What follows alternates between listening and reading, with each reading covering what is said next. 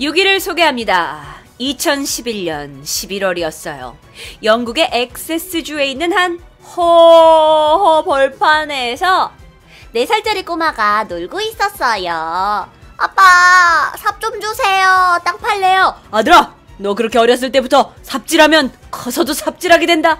전 삽질이 좋은걸요. 삽질할래요. 그리고 애가 삽질을 하기 시작했죠. 왜 애들 그 노는 거 있잖아요. 그냥 삽으로 땅 파고 노는 거. 애가 막 땅을 파고 놀고 있었어. 기껏해야 4살인데 뭐. 애가 근데 굉장히 집중력이 좋았던 것 같아요. 한 우물만 판 거야, 애가. 한 우물만. 원래 애들 같으면 여러 곳에 웅덩이를 파놨을 텐데 한 우물만 막 팔았어. 5cm, 10cm, 20cm! 어? 아빠, 뭔가가 부딪히는데요? 아빠, 이게 뭘까? 별거 아니야. 돌이야, 엄마. 계속 파. 네, 아빠. 아빠, 반짝이 있는데요? 그 반짝이에서 유리 같은 거야, 유리 같은 거. 그거 치고 다른 쪽 파봐. 아빠가 와서 보셔야겠는데요? 4살짜리 꼬마아이가 파낸 것은요, 바로 이것이었습니다.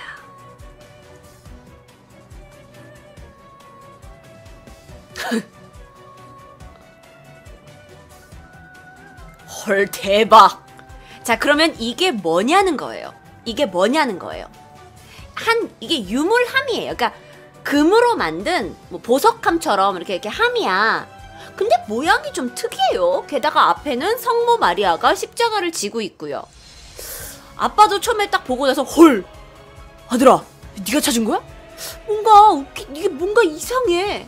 그래서 아빠가 오케이, 금이라는 것은 어느 정도 감지를 했지만 이게 뭔가 비범한 물건이라고 생각이 돼서 이것들을 전문가에게 갖다 줍니다. 그랬더니 전문가들이 이 보석함을 보더니 이 유물함은 종교적인 유물을 보관하는 데 쓰이는 것으로 16세기에 금으로 제작되어서 왕실에서 쓰였던 것으로 추정됩니다. 그래서 아빠가 물었죠. 그래요? 근데 금으로 돼 있어서 비싼 것 같은데 이거 얼마짜린데요?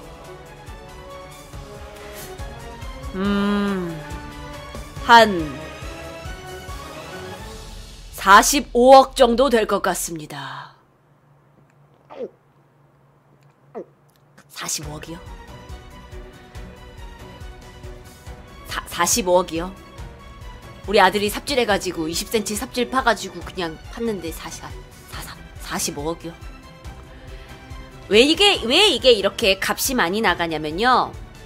이런 형태의 보석함은 그냥 일반 사람들이 쓰는 게 아니에요. 이거는 성직자들이 쓰는, 그러니까 옛날 시대에는 성직자들이 왕만큼의 직위를 가지고 있었잖아요.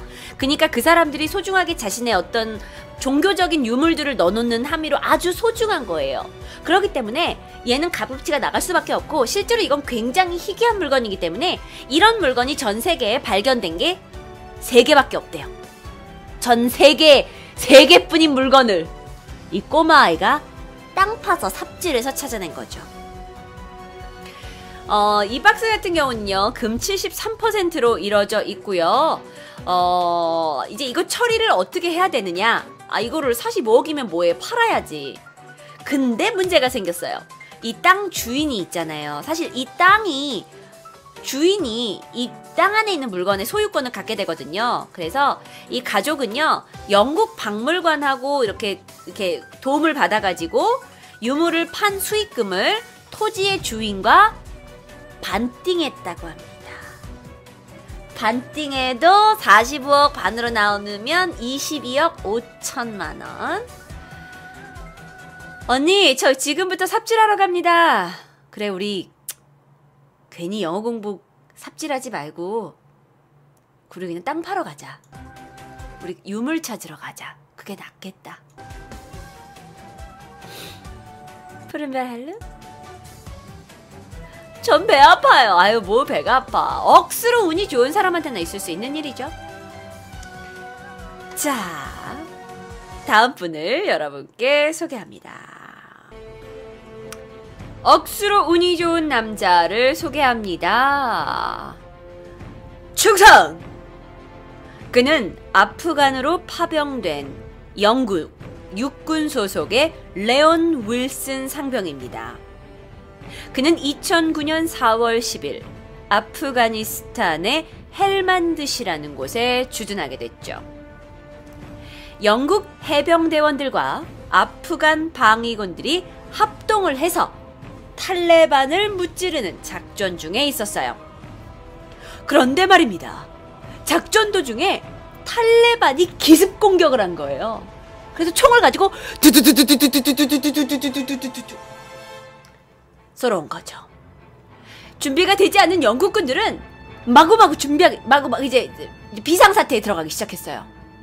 그 중에 한 명이 바로 여기 있는 레온 윌슨 상병이고요. 자, 그거는요, 군의 지시에 따라 지붕 위에 올라갔어요. 그리고 지붕 위에서 기관총을 들고 누군가 적이 오면 쏘려고 준비를 하고 있었죠. 그런데 적을 향해서 이렇게 매의 눈으로 바라보고 있는 순간 땡! 뭔가 맞은 거예요. 그리고 그는 정신을 잃었습니다.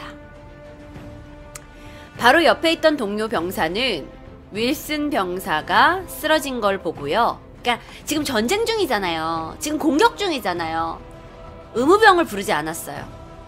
왜냐면 그는 머리에 총알을 맞았기 때문이죠. 그는 머리에 총알을 맞고 바로 쓰러졌어요. 그리고 옆에 있는 사람은 의무병도 부르지 않았어요. 왜냐? 죽은 사람이야. 죽었으니까. 이미 죽었을 것으로 판단을 했으니까요. 그런데요, 그는 2시간 후에 깨어났어요. 머리 아파. 전쟁 끝난 거예요? 공격 끝났어요?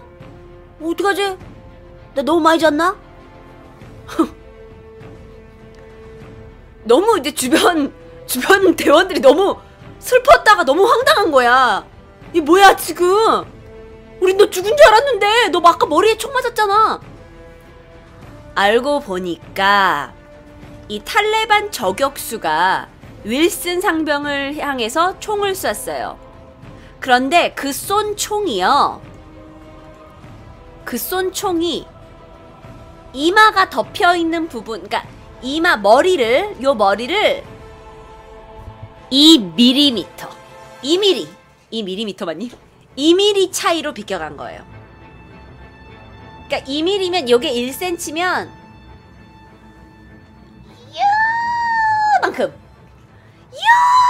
요만큼 차이로 비켜간 거예요. 그치만 이 남자가 왜 쓰러졌냐? 아니 그게 비껴가더라도 그게 충격이 있잖아. 그래서 이 남자는 잠시 정신을 잃었던 거지 사실 머리에는 어떠한 손상도 입지 않았던 거예요.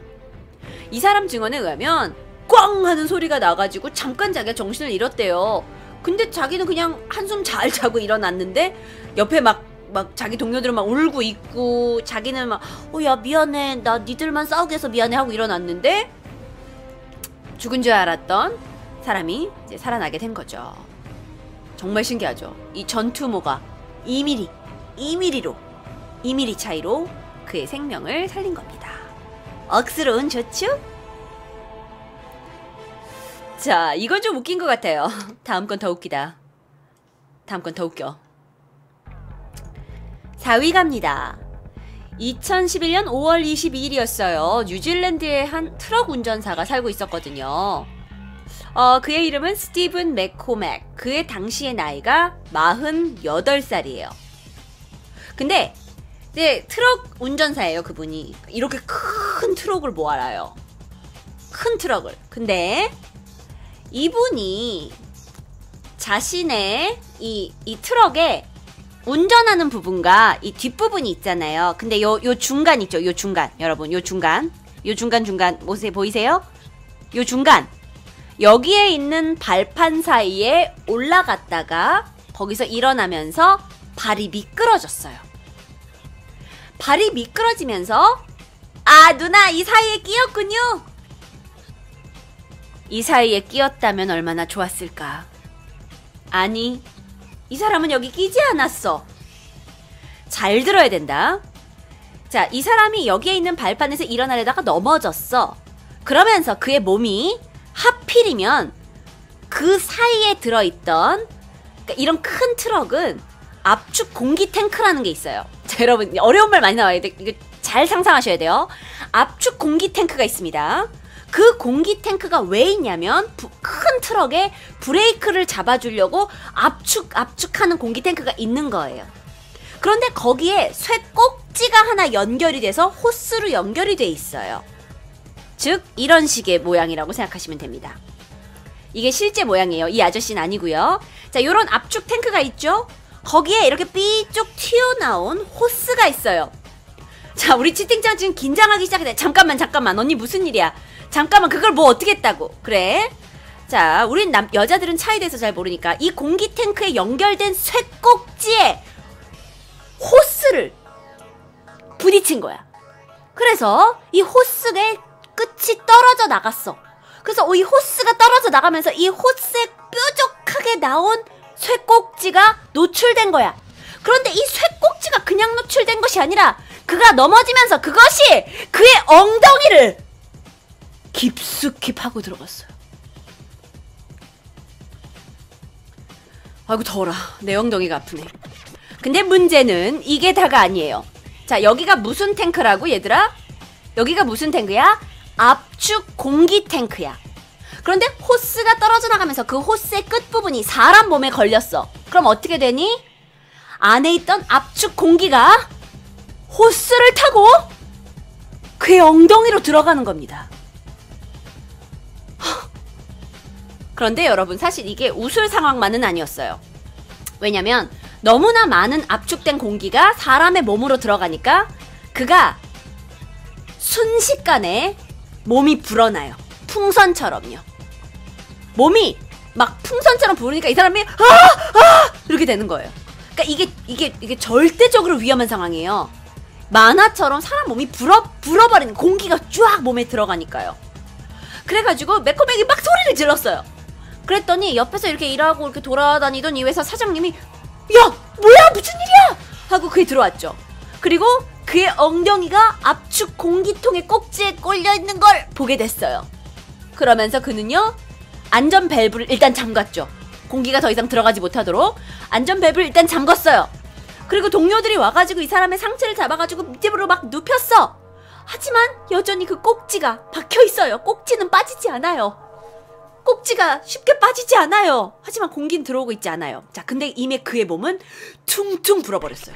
완전 미셸린 이렇게 타이어 광고하는 애처럼 완전 사람이 막 풍선처럼 부어버렸어요. 그래서 일단 사람들이 걔를 눕혔어요. 호흡을 못하는 거야. 그래가지고 막 사람들이 막 인공호흡을 해가지고 막 이 사람이 호흡만 하게 됐어요. 그런데 머리하고 몸은 다 불어올랐어.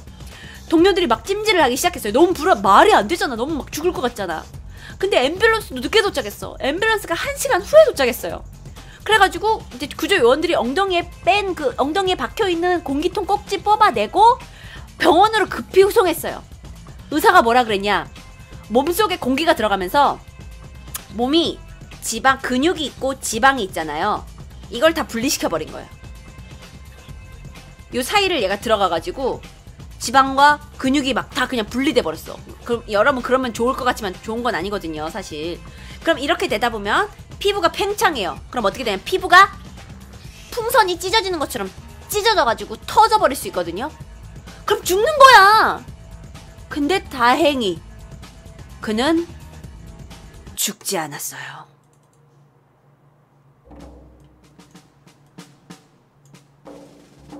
그는 다행히 살아났어요.